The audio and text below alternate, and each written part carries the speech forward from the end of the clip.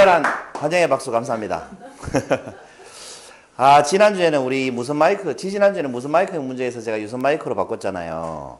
근데 유선 마이크로 녹음을 하니까 145회 한개 노트에 누가 댓글을 다셨더라고. 소리가 안 들려요. 그래서 제가 소리를 다시 나게 하려고 재녹음도 해보고 mp3만 추출도 해보고 온갖 방법을 다 했는데 안 되더라고요. 그래서 이어폰 꽂고 들으시면 잘 들리는데 그냥 들으니까 잘 안 들리더라고요. 그래서 다시 무선 마이크로 돌아왔습니다. 체크도 해보고 이번에는 잘 들릴 겁니다. 제목 한번 읽어볼까요? 시작. 세상의 법칙을 따를 것인가 나만의 법칙을 만들 것인가. 세상에 많은 법칙들이 있거든요. 그 하나씩 이렇게 뭐 몇 가지만 말씀을 해드릴게요. 여러분 이런 공고를 뭐라고 그래요? 채용 공고 이렇게 얘기하죠. 네모는 회사라서 제가 가렸고 회사의 미래를 이끌어갈 유능하고 참신한 인재를 채용합니다. 라고 하고 밑에 거의 단골로 나오는 용어들이 뭡니까? 여러분의 도전이, 여러분의 열정이, 뭐 이런 얘기가 단골로 나오죠. 그 다음에 요즘엔 창의적 인재, 이런 얘기가 단골로 나옵니다. 그래서 이제 치열한 경쟁을 뚫고 합격을 해서 입사를 하고 나면, 채용되고 나면 어떤 일이 벌어집니까? 정말 도전적으로 일하고, 열정적으로 일하고, 막 창의적으로 일합니까? 대부분 이렇게 된다고 합니다. 도전정신이 강한 직원이 있고, 도전정신이 별로 없는 직원이 있겠죠. 도전정신이 강한 직원의 경우는 이렇게 된다고 해요. 신규 사업을 할래 말래라고 하면 도전정신이 강한 직원은 뭐합니까? 적극적으로 하죠. 적극적으로 추진합니다. 실패하면 어떻게 돼요? 부정적인 평가를 받게 돼요. 승진을 할 수 있어요? 없어요? 없어요. 왜? 실패한 게 감점이 되니까. 그러면 이 친구는 열정이 어떻게 됩니까? 사라집니다. 그런데 도전정신이 없는 직원은 어떻게 되느냐? 신규 사업 합니까? 아예 추진을 안 합니다. 안 하려고 하죠. 실패할 일이 없습니다. 추진을 안 하니까. 승진할 때쯤 되면 어떻게 돼요? 성공합니다. 승진합니다. 왜? 감점 받은 게 없으니까. 무난하잖아요. 그러니까 열정이 어떻게 돼요? 처음부터 없었습니다.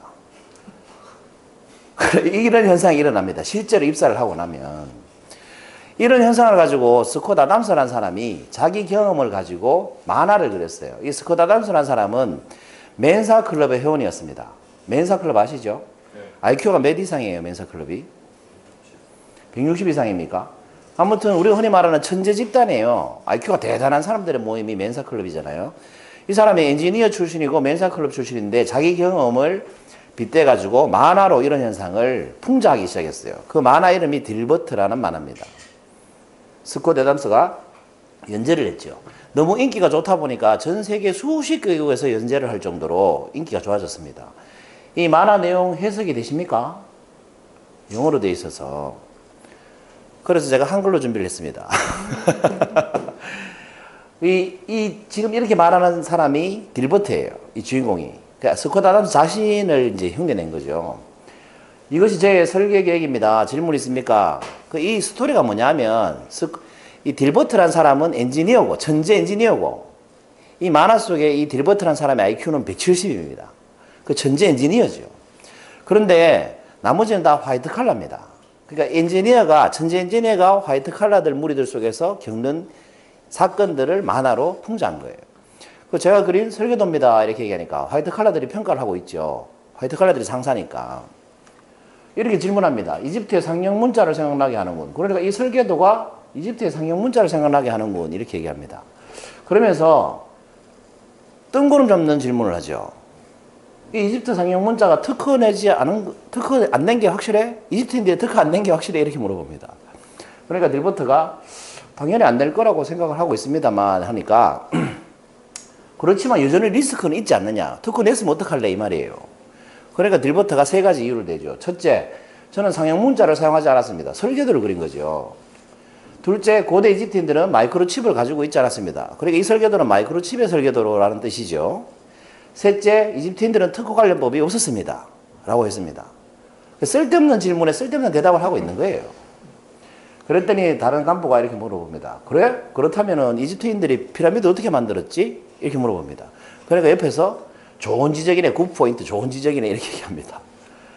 그랬더니 다른 임원이 이렇게 얘기하죠. 그 질문에 대해서 조사 좀 더 해서 다음 주까지 보고하도록 하게. 정작 보고한 설계도 플랜에 대해서는 하나도 의논이 안 되고 있죠. 그러면서 다른 임원이 또 이렇게 불평을 합니다. 다음 한 건으로 돌아가서 도대체 우리는 이 프로젝트를 왜 이렇게 오래 끌고 있는 거지? 이렇게 불평을 합니다. 욕 나오죠? 이지랄 하니까 오래 끌고 있는 거지. 그러니까 빈사람이 무슨 소리야? 이렇게 얘기합니다. 이런 식으로 이제 딜버트라는 만화로 그 소위 엘리트라고 하는 사람들이 얼마나 무식하고 멍청하게 이 조직을 끌고 가는가라는 것을 풍자하고 있는 겁니다. 실제 능력 있고 천재는 얼갈이 소리 듣고 대접도 못 받고 있는 거죠.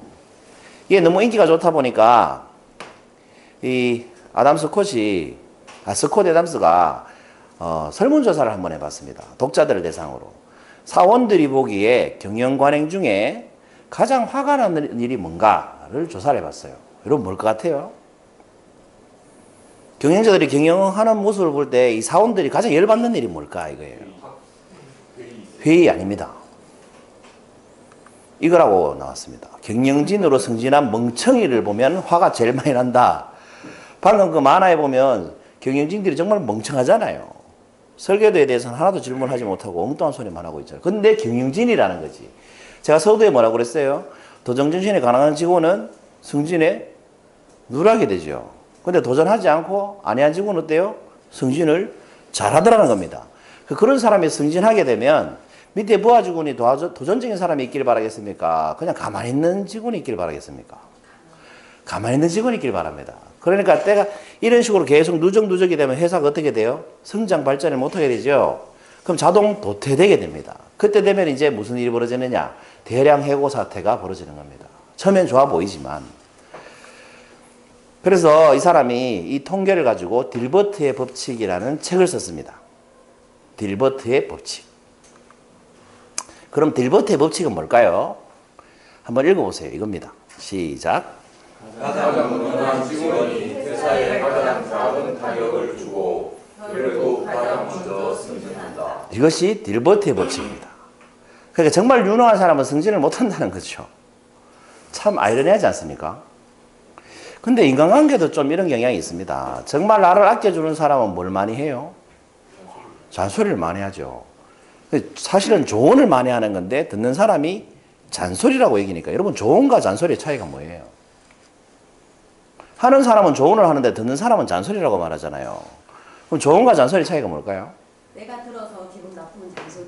기분 나쁘면 잔소리가 아니죠. 듣는 사람의 마음 상태에 따라가지고 그 마음 상태가 어때야? 그게 받을 만큼 좋게 받아 들으면 조언을 들리는 거고 네. 부정적인 시각을 하면 잔소리를 하는 거고 비슷합니다. 네, 맞습니다. 그러니까 하는 사람은 조언을 하는데 이 듣는 사람이 듣기 싫으면 잔소리가 돼요. 듣고 싶으면 조언이 되는데 듣기 싫으면 잔소리가 됐다. 그러니까 엄마들이 뭐 야 밥 먹고 가라 잔소리 하지 마세요 이렇게 얘기하죠. 왜? 그건 맞는 말인데 듣기 싫으니까 잔소리 하지 마세요 이렇게 되는 겁니다. 어쨌거나 가장 무능한 직원이 회사에서 가장 빨리 승진한다는 거예요. 왜? 가장 피해를 안 주기 때문에. 이 말은 가장 기여를 안 한다는 말과 똑같죠 사실은. 그 인간관계에서도 진짜 기여하고 싶은 사람은 친해지기가 힘들어요. 듣는 사람이 잔소리라고 얘기해버리면 비슷한 것 같아요. 이것이 딜버트의 법칙이라는 겁니다.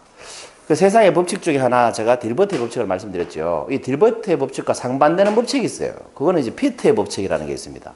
이것은 피트라는 사람이 만든 법칙이라서 피트의 법칙입니다. 피트의 법칙은 이거예요. 한번 읽어보세요. 시작.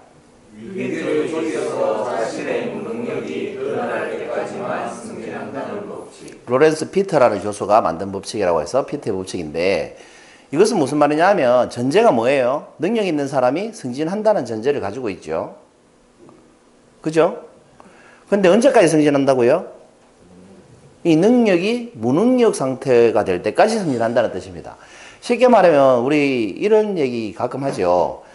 저 대리 정말 훌륭해. 저 대리 정말 일 잘하는 것 같아. 이런 얘기 하잖아요. 근데 그 대리가 과장이 된 다음부터는 무능력해지는 경우가 있죠. 저 친구 대리 때는 일 잘하더니 과장 되더니 왜 저 모양이야? 여러분 이런 얘기 하신 적 있고 들어보신 적 있죠? 그러면 이 대리는 과장이 뭐예요? 마지막 승진인 거예요. 더 이상 승진을 못한다는 거죠. 왜? 과장에서 무능력 하다는 소리를 들어버렸으니까. 차장이 될 일은 없다는 겁니다. 이게 피트의 법칙입니다. 그러니까 딜버트의 법칙과 반대죠. 딜버트의 법칙은 무능력한 사람이 승진을 한다는데 피트의 법칙은 능력 있는 사람이 승진을 하는데 무능력하다지면 대승진을 못한다 이렇게 나오니까 좀 반대죠. 어느 법칙이 더 맞는 것 같습니까 여러분? 그때 이럴 때 딱히 뭐가 맞다고 얘기할 수가 없다 이렇게 얘기합니다. 그 밖에 여러 가지 법칙들을 한번 찾아보니까 컴퍼슨의 법칙이라는 게 있어요. 컴퍼슨의 법칙. 일어나지 말았으면 하는 일일수록 더 잘 일어난다는 거예요. 아씨 내일 제발 비 안 왔으면 좋겠다. 그럼 비 온다는 거지. 그 다음에 코박의 수수께끼라는 게 있어요. 전화 잘못 걸었을 때는 통화 중인 경우가 없다는 거예요. 뭘 좀 잘못했을 때 통화 중인 적이 없어. 항상 걸린다는 거죠. 쇼핑백 법칙이라고 있습니다. 뭘 것 같아요? 여러분 이게 쇼핑하러 가면 물건을 여러 개 사가지고 이렇게 쇼핑백에 담잖아요. 뭐 장바구니라고 생각하셔도 좋고 마트 같은 데 가면 여러분 여러 가지 먹을거리 반찬거리 사죠. 그 다음에 여러분 이럴 때 없습니까? 이거는 차 타고 집에 가면서 먹어야지. 그러면서 사는 물건도 있잖아요. 그죠? 음식도 있잖아요. 쇼핑백 법칙은 뭐냐면 집에 갈 때 먹으려고 샀는 것이 항상 쇼핑백 맨 밑바닥에 있다라는 거예요. 꺼낼 수가 없어요. 이게 쇼핑백의 법칙입니다. 그 다음 편지의 법칙이라는 게 있습니다. 이건 뭐겠습니까? 여러분 손글씨로 편지 써보신 적 있습니까? 어릴 때 많이 쓰셨죠? 그래서 편지의 법칙은 뭐냐면 그럴듯한 문구가 생각났다는 것은 이미 편지 봉투에 풀 발랐다는 뜻이다 이 말이에요. 꼭 봉투 봉해가지고 우체통에 넣으려고 하면 더 멋진 문장이 생각나더라. 그 다음에 뭐 머피의 법칙 여러 가지 법칙이 있죠. 하여튼 이런 것들이 세상에 우리가 흘러다니는 법칙들입니다 여러분. 법칙들이지 진리는 아니죠. 여러분 떠도는 법칙을 따르시겠습니까? 나만의 법칙을 만드시겠습니까? 어떻게 하고 싶으십니까? 그러니까 뭐 승진에 대해서는 피트의 법칙에 따라 승진하고 싶으세요? 아니면 딜버트의 법칙에 따라 승진하고 싶으세요? 뭐 어떠세요? 오늘 반응 없는 날입니까? 자, 법칙을 난 떠도는 법칙을 따라 살겠다 손 들어보세요. 나만의 법칙을 만들겠다 손 들어보세요. 둘 다 억수로 어려운 것 같다 손 들어보세요. 여러분 저는 떠드는 법칙에 따라 사는 것은 별로 좋지 않다고 생각합니다. 개인적으로.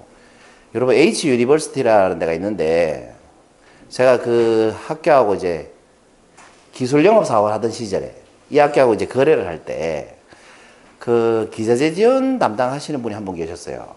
직급 이분이 이제 과장이셨는데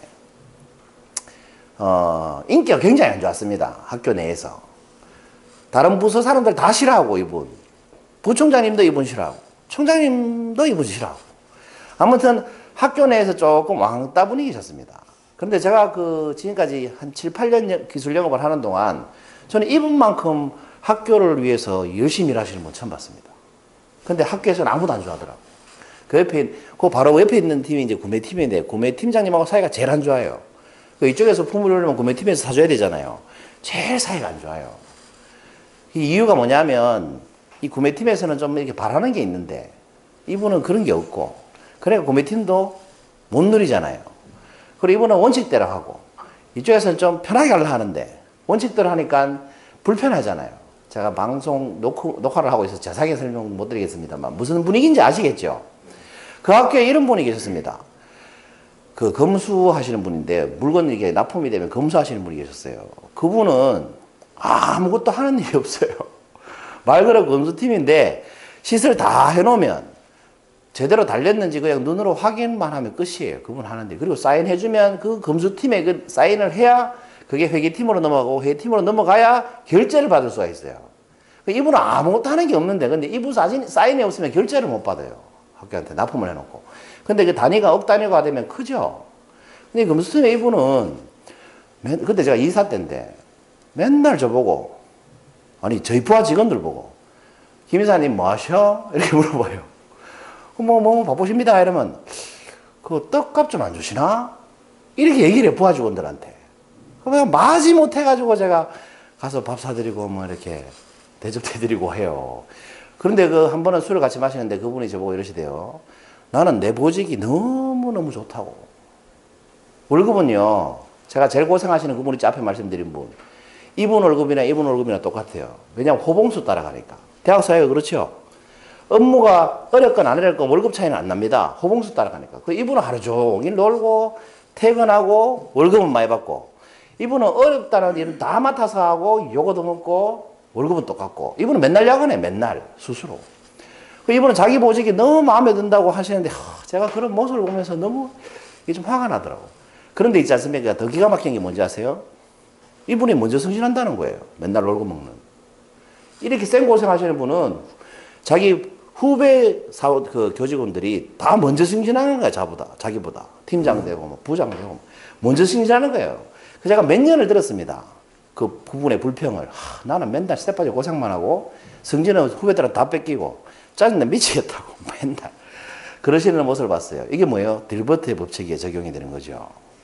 이분은 늘 새로운 일을 하고 학교 전산구축 이분이 다 했거든요. 그러려면 뭐 석 달 밤새고 이래야 되는데 이분이 다 했어요. 그런데 이분은 승진 누락되고 이분은 승진하고 놀고 먹고 고생하고 또 이렇게 되는 거예요. 딜버트의 법칙에 적용을 받았죠. 그러면 이제 세상의 법칙에 따르려고 하면 이분이 어떻게 바뀌어야 돼요? 딜버트의 법칙에 따라서 일을 해야 될 거 아니에요. 그 사회의 특성을 보고 대충 일하고 그냥 이렇게 해야 될 거 아니에요, 이분이. 근데 이분은 끝까지 자기 스타일대로 하시더라고. 그럼 맨날 싸워요, 다른 부서하고. 상사하고도 맨날 싸우고. 그런데 있지 않습니까? 제가 이제 강의를 하기 시작하고 나서 아직도 가끔 연락을 받았는데 이분이 처장이 되신 거 있죠. 열심히 일하신 이분 말입니다. 과장에서 바로 처장이 됐습니다. 처장이라는 것은 나라로 치면 장관입니다, 장관. 근데 처장은 교직원이 될 확률이 거의 없습니다. 교수님들이 다 처장하거든요. 그 이 대학교에는 처장이 10몇 명 있었는데 이분이 처장이 됐습니다. 그러니까 이 교직원에서는 거의 없는 일이죠. 그 학교 역사상 두 번째 처장입니다. 교직원 출신 두 번째 처장. 그러니까 얼마나 대단해요. 그 이분이 뭐예요? 결국 뭘 깼습니까? 딜버트의 법칙을 깼다는 겁니다. 그러니까 여러분 세상의 법칙을 따라가려고 했으면 이분은 고생 좀 덜 하고 비슷한 대우받고 살 수는 있었겠지만 처장은 못 됐을 거라는 거지. 그렇지 않습니까, 여러분? 그러니까 여러분 이왕 한번 사는 세상이면 나만의 법칙으로 사는 게 더 나을 것 같아요. 이분은 자기 기준대로 살았거든. 나는 내 양심에 어긋나는 짓은 안 한다. 이 기준을 딱 잡고 했으니까.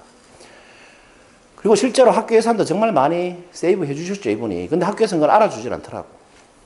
아무튼 그런 사례를 보면서 법칙에 따라 살 필요가 없겠구나 라는 생각이 들었어요. 그런데 이 나만의 법칙을 만든다는 게 말처럼 쉬우면 누구나 하겠습니다만 어렵겠죠. 이 나만의 법칙을 만들려면 얼마만큼 노력해야 되겠습니까, 여러분? 여러분 다 아시는 누구의 발입니까? 발레리나 강수진의 발입니다. 이 정도 노력은 해야 자기 법칙이 생길 것 같다는 거죠. 그래서 사람들이 자기 법칙을 잘 못 만드는 것 같아요. 너무 어렵고 힘드니까. 아까 말씀드린 그분은 20년을 학교에서 생활하면서 그렇게 승진자리 뺏기고 고생들 하고 20년 이상을 그렇게 고생을 하셨다는 거죠. 그런데 결국은 뭐예요? 처장이 되시더라는 거죠. 그래서 나만의 법칙을 만들려면 대신에 이 정도 노력할 각오는 돼 있어야 된다는 겁니다. 그래서 제가 KBC의 법칙을 한번 만들어 봤습니다. 나만의 법칙. 보신 적 있죠? 너의 귀로 말하고 그의 눈으로 보라. 이건 제 좌우명이고 이것을 법칙으로 바꿔보니까 이렇게 되더라고요. 상대방 입장에서 말하고 제3자가 보았을 때도 모순이 없어야 소통이 잘 된다는 뜻입니다. 너의 귀로 말하고 그의 눈으로 보라. 이 말은 너의 귀로 말하고 뭐예요? 말할 때는 상대방 귀로 들으면서 말을 하라는 거죠. 내 말이 어떻게 들릴지. 그의 눈으로, 그는 3자잖아요. 3자가 이 두 사람이 대화하는 걸 볼 때 논리적으로 모순이 없는지 상황에 맞는 말인지를 판단할 수 있어야 되네요. 객관적으로. 그랬을 때 제일 소통이 잘 된다는 법칙입니다. 뭐 제가 만약에 아인슈타인만큼 유명한 사람이라면 당장 법칙이 되지 않겠습니까? 이런 걸 뭐라고 그래요? 권위의 법칙이라고 해요. 너 자신을 알라라고 소크라테스가 말씀하셨으니까 이렇게 얘기하는데 김병철이 얘기했다고 그러면 뭐 니 쥐나 잘하지 이렇게 되는 거 아니에요. 지금은 제가 별로 안 유명합니다만 KBC의 법칙. 제가 유명해지면 이 법칙이 세상을 바꿀지 누가 알겠습니까? 훌륭한 멘트 아닙니까? 상대방 입장에서 말하고 3자가 봤을 때 모순이 없게 하라. 이것이 소통의 지름길이다. 라는 법칙을 한번 만들어 봤습니다. 그러니까 여러분 세상의 법칙에 휩쓸리지 마시고 조금 힘들더라도 발가락이 다 뭉그러지더라도 여러분만의 법칙을 만드는 삶이 더 가치 있는 삶이 아닐까 생각해 봤습니다. 그럼 146번째 향유 노트였습니다. 감사합니다.